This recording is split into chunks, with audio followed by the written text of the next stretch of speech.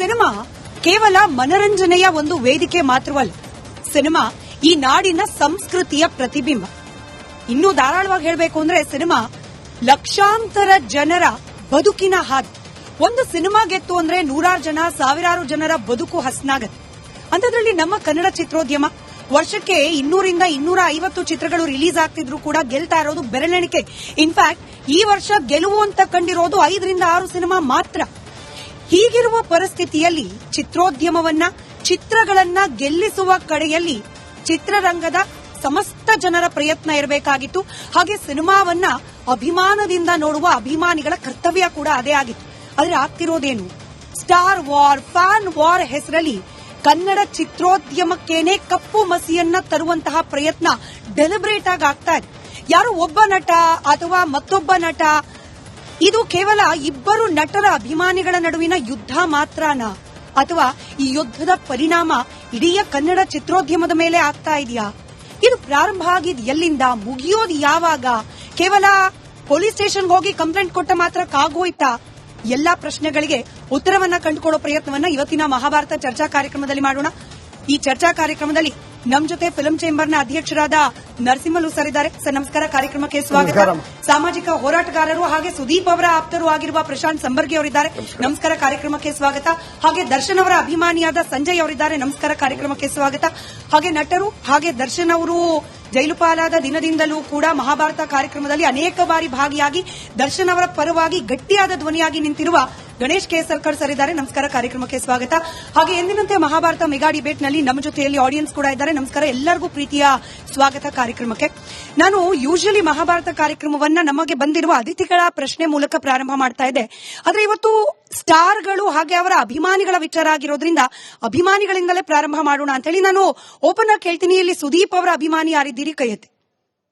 ದರ್ಶನ್ ಅವರ ಅಭಿಮಾನಿ ಯಾರಿದ್ದೀರಿ? ಓಕೆ, ಒಂದು ಚಿಕ್ಕ ಟಾಸ್ಕ್ ಮೂಲಕ ಕಾರ್ಯಕ್ರಮ ಪ್ರಾರಂಭ ಮಾಡ್ತಿದ್ದೀನಿ. ಸುದೀಪ್ ಅವರ ಅಭಿಮಾನಿಗಳ ಕೈಗೆ ಒಂದಷ್ಟು ಚೀಟಿಗಳನ್ನ ಕೊಡೋ ಮೂಲಕ ಮೊದಲದಾಗಿ ಸುದೀಪ್ ಅವರ ಅಭಿಮಾನಿ ಅಂತಿರೋದ್ರಿಂದ ಅವರಿಂದಾನೇ ಪ್ರಾರಂಭ ಮಾಡ್ತೀನಿ. ಮೇಡಮ್, ಈ ಕಡೆ ಇರೋದು ಮಾರ್ಕ್ ಆಗಿರೋದು ಓದ್ಲಿಕ್ಕೆ ಸಾಧ್ಯ ಆಗುತ್ತೆ ಬಹಿರಂಗವಾಗಿ ಅದನ್ನ ಅನ್ನೋಂಗಿದ್ರೆ ಓದಿ. ಆ ಪದಗಳನ್ನ ಬಳಕೆ ಮಾಡೋ ಕಷ್ಟ ಆಗುತ್ತೆ ಅನ್ನೋಂಗಿದ್ರೆ ಯಾರ ಬಗ್ಗೆ ಯಾರು ಮಾಡಿರೋ ಕಾಮೆಂಟ್ ಇದು ಅದನ್ನ ಹೇಳಿ. ಮೇಡಮ್, ಫ್ಯಾನ್ ವಾರ್ ಅಂತ ಬಂದ್ಮೇಲೆ ಇಲ್ಲ ನನಗೆ ಈ ಉಪದೇಶದ ಮಾತುಗಳಿಗೆ ಆಮೇಲೆ ಬರೋಣ. ಅದ್ರಲ್ಲಿ ಏನ್ ಬರ್ದಿದ್ದಾರೆ ಓದಕ್ಕಾಗತ್ತಾ?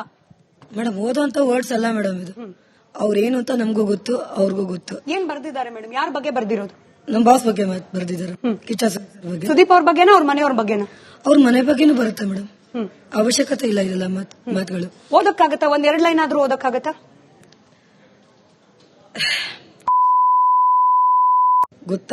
ಗೊತ್ತಾದಾಗ ಪ್ರಿಯಾ ಅವಳಿಗೆ ಡಿವೋರ್ಸ್ ಕೊಟ್ಟಿದ್ಲು.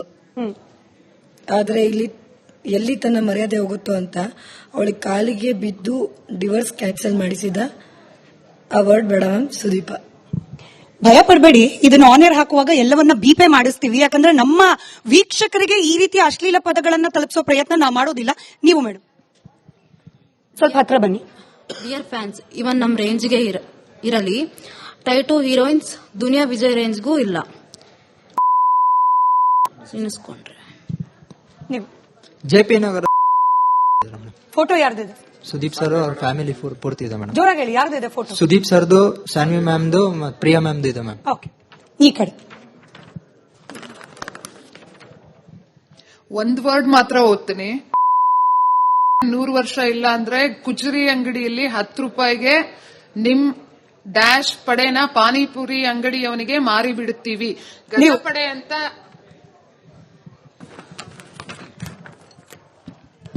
ಸೆಕ್ಯೂರಿಟಿ ಹತ್ರ ನಮ್ಮ ಸುದೀಪ್ ಅಣ್ಣ ಬಗ್ಗೆ ಮಾತಾಡೋ ಅವಳೆ ನಿಮ್ಗೆ ಹೇಳೋದು ಒಂದೇ ಜಾಸ್ತಿ. ಮೊದಲೇ ನಾವು ಸರಿ ಇಲ್ಲ. ಯುದ್ಧಕ್ಕೆ ಕರೆದು ಶಕುನಿ ಯುದ್ಧ ಸೋಲುತ್ತೇವೆ ಎಂದು ಗೊತ್ತಾಗಿ ಪೊಲೀಸ್ ಮೊರೆ ಹೋಗಿದ್ದಾನೆ. ಹೆದರಿ ಪುಕ್ಲ ನಮ್ಮ ಹಿಸ್ಟ್ರಿಯಲ್ಲಿ. ಸಾರಿ, ಎಲ್ಲರಿಗೂ ಕ್ಷಮೆ ಇರಲಿ. ಇಂಥದ್ದೊಂದು ಪದಗಳನ್ನ ನಿಮ್ಮ ಬಾಯಲ್ಲಿ ಓದ್ ತಿಳ್ಕೊಳ್ಳೋ ಪ್ರಯತ್ನವನ್ನ ನಾನು ಮಾಡಿದೆ. ಕ್ಷಮೆ ಇರಲಿ ಅಂತ ಹೇಳಿ ಮೊದಲನೇದಾಗ ಅದಕ್ಕೆ ಕೇಳ್ತಾ ಇದ್ದೀನಿ. ಈಗ ನಾನು ಪ್ಯಾನಲಿಸ್ಟ್ ಗಳ ಹತ್ರ ಹೋಗ್ತೀನಿ. ನರಸಿಂಹಲು ಸರ್, ಕನ್ನಡ ಚಿತ್ರೋದ್ಯಮ ಅಂದ್ರೆ ಚಂದನವನ ಅಂತ ಕರಿತೀವಿ ಇದನ್ನ. ಚಂದನದಷ್ಟು ಕಂಪನ್ನ ಬೀರುವ ಪ್ರಯತ್ನ ಆಗ್ಲಿ ಕನ್ನಡ ಚಿತ್ರೋದ್ಯಮದಿಂದ ಅಂತ ಹೇಳಿ. ಸರ್, ಇಲ್ಲಿ ಬಂದಿರೋ ಆಡಿಯನ್ಸ್ ನಾನು ಹೆಣ್ಮಕ್ಳು ಕೈಲೂ ಕೊಟ್ಟೆ, ಗಂಡ್ಮಕ್ಳು ಕೂಡ ಓದಿದ್ರು.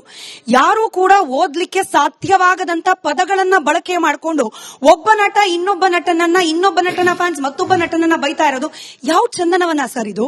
ಗಬ್ಬು ನಾಡ್ತಾ ಇದೆ ಕನ್ನಡ ಚಿತ್ರೋದ್ಯಮ, ಗಬ್ಬು ನಾಡ್ತಾ ಇದೆ. ಎಲ್ಲಿಯ ಚಂದನವನ? ಇದ ಚಂದನವನ? ಖಂಡಿತ ಇಲ್ಲ ಮೇಡಮ್. ಸ್ಟಾರ್ ವಾರ್ ಅನ್ನೋದು ಫಿಲ್ಮ್ ಇಂಡಸ್ಟ್ರಿ ಬಂದಾಗಿಂದಲೂ ಇದೆ, ಸ್ಟಾರ್ ವಾರ್ ಇದೆ. ಅದು ಕೋಲ್ಡ್ ಆಗಿ ನಡ್ಕೊಂಡು ಹೋಗ್ತಾ ಇತ್ತು, ಒಬ್ಬರ ಮೇಲೆ ಒಬ್ರು ಗೌರವ ಇರ್ತಾ ಇತ್ತು ಒಬ್ಬರೊಬ್ರು ಸಿಕ್ಕಿದಾಗ. ಈಗ ಅದೆಲ್ದಂಗೆ ಆಗ್ತಾ ಇದೆ. ಈ ಮಾತುಗಳ ನಾವು ನೋಡಿದಾಗ ಆಕ್ಚುಲಿ ಯಾವುದೋ ಒಂದು ಅರ್ಥದಲ್ಲಿ ಮಾತಾಡಿದ್ರೆ ಇನ್ನೊಂದು ಅರ್ಥದಲ್ಲಿ ಎಳೆಯೋದು ಇಂಥವೆಲ್ಲ ಇತ್ತೀಚೆಗೆ ಜಾಸ್ತಿ ಆಗೋಗ್ಬಿಟ್ಟಿದೆ. ಫಸ್ಟ್ ಆಫ್ ಆಲ್ ಫ್ಯಾನ್ ಅನ್ನೋರು ಇಲ್ಲದೆ ಹೋದ್ರೆ ನಾಯಕ ನಟನೇ ಇಲ್ಲ. ನನ್ನ ಉದ್ದೇಶ, ಒಬ್ಬ ಅವನು ಕಷ್ಟಪಟ್ಟು ದುಡ್ದಿದ್ದ ದುಡ್ಡಲ್ಲಿ ಬಂದು ಬ್ಯಾನರ್ ಕಟ್ತಾನೆ, ಕಟೌಟ್ ಕಟ್ತಾನೆ, ಹಾರದಂದು ಹಾಕ್ತಾನೆ, ನಾನೊಬ್ಬ ಫ್ಯಾನ್ ಅನ್ಕೊಂಡು ಮೆರವಣಿಗೆ ಮಾಡ್ತಾನೆ. ಇಷ್ಟೆಲ್ಲ ಜಯಂಕರ ಮಾಡಿ ಅವ್ರ ನಾಯಕ ನಾಟಕ ಮಾಡಿದಾಗ ಇವರಲ್ಲಿ ಏನು ಹೊರಜಗಲುಗಳು ಇಟ್ಕೊಂಡ್ಬಿಟ್ಟು ನಾವು ಮೆರೆಯೋದು ಇದೆಯಲ್ಲ, ಅದು ಈ ಕಾಲದಲ್ಲಿ ತುಂಬಾ ಕಷ್ಟವಾಗಿದೆ. ಮೊದಲೆಲ್ಲ ಇತ್ತು, ಆದ್ರೆ ಅದು ಫ್ಯಾನ್ಸ್ ವರ್ಗ ಸೀಮಿತವಾಗಿತ್ತು. ಇವತ್ತಿನ ದಿನ ಈ ತರ ಬೀದಿ ರಂಪಾಟ ಆಗ್ತಾ ಇರೋದು, ಇದು ಮುಂದಕ್ಕೆ ಏನಾಗುತ್ತಾ ಗೊತ್ತಾಗಲ್ಲ. ಒಳ್ಳೇದಲ್ಲ. ಸಂಜಯ್ ಅವರೇ, ನೀವು ದರ್ಶನ್ ಅವರ ಅಭಿಮಾನಿ ಅಂತ ಹೇಳ್ತಿದ್ದೀರಿ.